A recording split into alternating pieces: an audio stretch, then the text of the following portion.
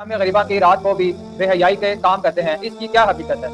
इसकी हकीकत यही है कि ये बेहया लोगों की फैलाई हुई बेहयाई है। जाओ प्रैक्टिकली चेक कर लो कि वो करते हैं कि नहीं करते। आज देखें, अल्लाह का शुक्र है कि हमारी इस दावत हक की बरकत से सुन्नी शिया तफरीक काफी हद तक खत्म हुई है, दरार फिल हुई है, लोगों को पता चला कि कौन सी बात हक है। अस्सलाम वालेकुम दोस्तों, जैसा कि आपको पता है कि आज 10 मुहर्रम उल हराम है और शिया हज़रात जो हैं वो 10 मुहर्रम उल हराम की शाम को शाम गरीबा मनाते हैं। शाम गरीबा को लेकर फ़िरका परस्त उलमा ने अवाम उन्नास का ऐसा दासुहाना ज़हन बना दिया है कि वो कहते हैं कि शिया हज़रात जो हैं वो शाम गरीबा मनाते हैं।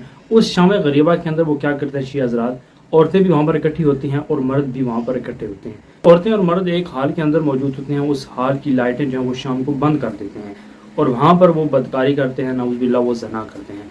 यानी ये बताया गया है अवाम उन्नास को, सुन्नी उलमा जो हैं वो अपनी अवाम उन्नास को, अपनी ऑडियंस के लिए बताते हैं कि शिया हज़रात जो हैं वो इस तरह की एक्टिविटी करते हैं 10 मुहर्रम उल हराम की शाम को। अब यहाँ पर आप खुद ही अंदाज़ा लगा सकते हैं कि इनका क्या सुभान दिन है कि इन्होंने अवाम उन्नास को इस तरह की कहानी करानी शुरू कर दी हैं कि शिया हज़रात इस तरह की एक्टिविटी करते हैं तो उनसे जो बच्चे पैदा होते हैं तो वो सैयद होते हैं। अस्तग़फिरुल्लाह, ये बताया गया है अवाम उन्नास को। ये तासुर देने की कोशिश की है कि शिया हज़रात जो हैं वो नाउज़ुबिल्लाह ज़िना करते हैं शाम गरीबा के अंदर। अस्तग़फिरुल्लाह। दोस्तों, इस बात में कितनी हकीकत है आज की वीडियो में आप देखेंगे। सबसे पहले आप वीडियो देखें, उसके बाद हम बात करें। शाम गरीबा की रात को भी बेहयाई के काम करते हैं, इसकी क्या हकीकत है? इसकी हकीकत यही है कि ये बेहया लोगों की फैलाई हुई बेहयाई है। बस मैं यही कहूंगा, जाओ प्रैक्टिकली चेक कर लो कि वो करते हैं कि नहीं करते, और अगर ना कर रहे हुए तो फिर आके लानते भेजना उन मौलवियों के ऊपर जिन्होंने तुम्हें ये बताया कि शिया जो है 40 पारे मानते हैं। मैं आपको बताता हूं, मैं बरेलवी था ना, अब उस तरफ आए कि हम जब छोटे छोटे थे तो हमें बताया गया था कि अहले हदीस जो है ये रसूलुल्लाह को नहीं मानते, गुस्ताखे रसूल है। मुझे आज भी याद है कि मैं एक दफा अहले हदीस की मस्जिद के बाहर से गुजरा और मैंने कलमा लिखा हुआ देखा, तो मैंने घर आके बकायदा अपने घर वालों के सामने ये बात रखी है, अपने माँ बाप की। आज मैंने वहाँ वहाबियों की मस्जिद के बाहर भी पूरा कलमा पढ़ा है, ला इलाहा इल्लल्लाह मुहम्मदुर रसूलुल्लाह। आप अंदाजा करें कि किस तरह का जहर घोला गया था। हमें पता ही नहीं था कि ये नबी इस्लाम को मानते ही नहीं मानते। मैंने अपनी कभी जिंदगी में भी किसी देवबंद या अहले हदीस की मस्जिद में जमात के साथ तो दूर की बात, बगैर जमात के भी कभी नमाज नहीं पढ़ी थी। जमात के साथ तो जाहिर है, हमें तो आला हज़रत ने बताया हुआ है कि मिसले गिर जाए, ठीक है, इनकी मस्जिदें तो छोड़ दें। ये लोग तो मतलब कोई एक दूसरे का वो मामला नहीं करते, तो ये झूठ बोलते हैं एक दूसरे के बारे में। तो आज देखें, अल्लाह का शुक्र है कि हमारी इस दावत हक की बरकत से सुन्नी शिया तफरीक काफी हद तक खत्म हुई है, दरार फिल हुई है, लोगों को पता चला कि कौन सी बात हक है, कौन सी बात है। आप कैटेगोरिकल डिनाई करके कभी भी किसी से हक बात मनवा नहीं सकते। तो जितनी बात दुरुस्त है उसको आपने मानना है। इसलिए आप देखें, हम बरेलियों की जितनी बात दुरुस्त है वो मानते हैं, टंके की चोट में मानते हैं। अहले हदीस के यहाँ तबरुकात के वाले से बड़ी एग्जैजरेशन थी, बहुत कैटेगोरिकल डिनाई था। मैंने कहा ये तो ज्यादती है, रसूलुल्लाह के जो ओरिजिनल तबरुकात है वो सहाबा किराम उनसे फैज़ हासिल करते थे। आपके बालों का धोबन शिफा के तौर पे लेते थे, सही बुखारी में हदीस है, सही मुस्लिम में आपके कुर्ते का धोबन। लेकिन इससे बुजुर्ग बातें साबित नहीं होती। उनका मुकदमा सही माना और जहाँ एग्जैजरेशन थी उन्हें समझाई। इसी तरीके से अगर आपने नासबियों तक बात पहुंचानी है तो उन्हें उनका जो मुकदमा जितना दुरुस्त है वो माने। वही कहते हैं कि ये सहाबा किराम पे सबो शतम क्यों करते हैं, बिल्कुल वो ठीक कह रहे हैं, नहीं होना चाहिए, इसके खिलाफ है। लेकिन फिर उनको आप बताएं कि ये सैयदना अबू बकर उमर की तौहीन बनु उमय्या की वजह से हुई है, उन्होंने जो मजालिम किए हैं इसका रिवेंज है। नासबियत की बाई प्रोडक्ट है रफ़ज़ियत, ना ये हज़रत अली के साथ इस तरह के 60 साल तक मेंबरों के ऊपर लानते इन्होंने की और आज तक लानते। अब सवाल यह है कि आखिर इस बात में कितनी सच्चाई है। तो आइए आपको उस जगह लेकर चलते हैं जहाँ पर लाइटें बंद कर दी जाती हैं और उसके बाद प्रोग्राम होता है। तो फाइनली हम गुफरान माब इमामबाड़ा आ चुके हैं और मैं आपको दिखाऊं तो दरअसल अभी ये मगरिब से पहले का समय है। यहाँ पर मगरिब के बाद का जो असल प्रोग्राम होता है वो शाम गरीबा का प्रोग्राम है, वो मगरिब के बाद होता है। और ये दरअसल गुफरान माब का पूरा मंजर है, अगर आप देख सकें तो ये देखिए, ये पूरा जो कैंपस है ये गुफरान माब का कैंपस है। थोड़ी देर बाद जब लाइटें बंद कर दी गईं तब हमने प्रोग्राम के ऑर्गेनाइज़र अमीन शमसी से जानना चाहा कि ये शाम गरीबा का प्रोग्राम क्यों मनाया जाता है और लाइटें क्यों बंद कर दी जाती हैं। तो देखिए उन्होंने इसके जवाब में क्या कहा। देखिए, मजलिस शाम गरीबा रोज़ आशूरा इस हुसैनिया में मुनक़्क़िद होती है, जिसमें आफ्ताब शरीयत अली जनाब मौलाना सैयद कल्ब जवाद साहब क़िबला का बयान होता है। कल्ब जवाद साहब से पहले मौलाना कल्ब आबिद साहब क़िबला इस मजलिस को खिताब करते थे, उससे पहले मौलाना कल्ब हुसैन साहब क़िबला इस मजलिस को खिताब करते थे। बहुत पुरानी ये मजलिस है और मजलिस शाम गरीबा जो हिंदुस्तान में पहली मजलिस हुई है, मजलिस शाम गरीबा की, वो इस हुसैनिया में ही हुई है। और इमाम हुसैन की शहादत के बाद जब खेमों को आग लगा दी गई थी, खेमों को लूट लिया गया था और सैदानियाँ जले हुए खेमों की खाक पर नमाज मगरिबैन अदा कर रही थीं।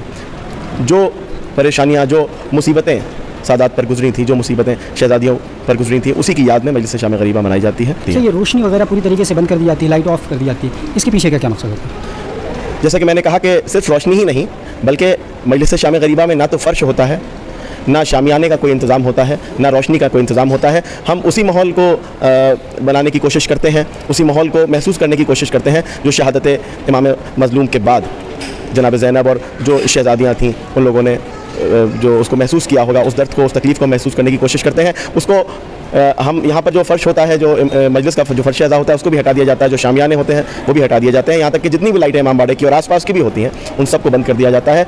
تلاوت کلام پاک سے مجلس کا آغاز ہوتا ہے. اس کے بعد شعراء کرام نوحے پیش کرتے ہیں، شام غریبہ سے متعلق نوحے پیش کیے جاتے ہیں، اور اس کے بعد مولانا رونق افروز ممبر ہوتے ہیں اور مجلس کو خطاب کرتے ہیں.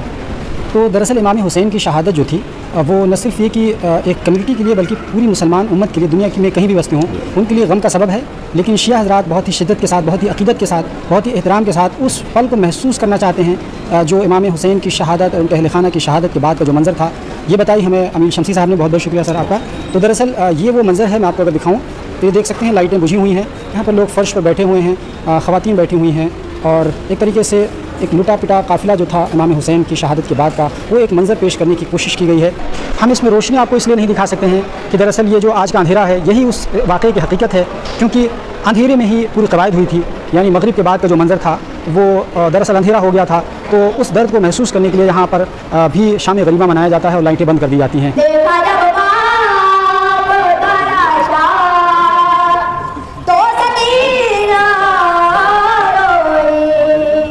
بات کلیئر کر دوں کہ یہ جو فرقہ برسلمان تعصبانہ ذہن بنا دیا گیا ہے، اور یہ الزامات لگاتے ہیں الشیعہ حضرات کے اوپر کہ الشیعہ حضرات جو ہیں وہ شام کو لائٹیں بند کر دیتے ہیں کمرے کی. اس کمرے میں عورت مرد اکٹھے ہوتے ہیں تو وہاں پر جو ہے وہ زنا کرتے ہیں، اور زنا سے جو بچہ پیدا ہوتا ہے وہ سید ہوتا ہے. استغفر اللہ.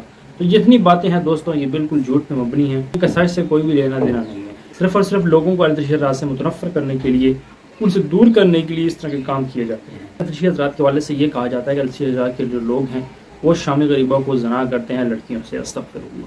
اور اس کے علاوہ آپ کو پتہ ہوگا کہ بہت سے الزامات لگائے جاتے ہیں الشیعہ حضرات کے حوالے سے.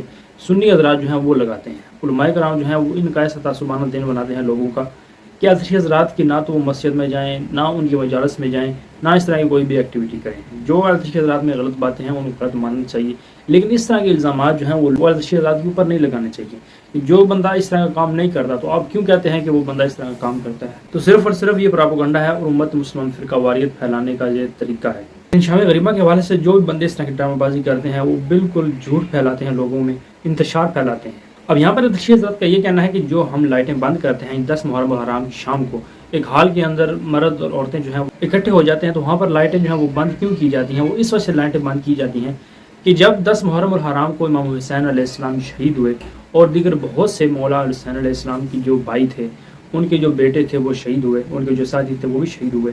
حضرت زینب علیہ السلام جو ہے وہ اکیلی رہ گئی تھی، اور جو یزیدی تھے انہوں نے خیموں کو آگ لگا دی تھی. کربلا کے اندر بھی اس طرح کی سچویشن بن چکی، وہاں پر کوئی بھی روشنی نہیں تھی، تمام خیموں کو آگ لگ چکی تھی، صرف اور صرف اندھیرے کا سما تھا. تو اس بات کو سامنے رکھتے ہوئے الشیعہ حضرات جو ہیں وہ 10 محرم الحرام کو شام غریبہ مناتے ہیں. لیکن جو زنا کی بات ہے وہ بالکل غلط ہے، یہ صرف اور صرف جھوٹ پھیلایا گیا. اس دعا ہے اللہ تعالیٰ امت مسلمہ کو ہدایت دے کہ وہ امت مسلمہ کے اندر فرقہ واریت نہ پھیلائیں، بلکہ اتحاد امت کے اوپر کام کریں، امت مسلمہ کو اکٹھا کرنے کی کوشش کریں. کیونکہ امام حسین علیہ السلام جو ہیں ان کی جو قربانی ہے بہت ہی عظیم قربانی ہے. تو امام حسین جو ہے وہ صرف اور صرف الشیعہ حضرات کے نہیں ہیں، وہ تمام امت مسلمہ کے حسین ہیں.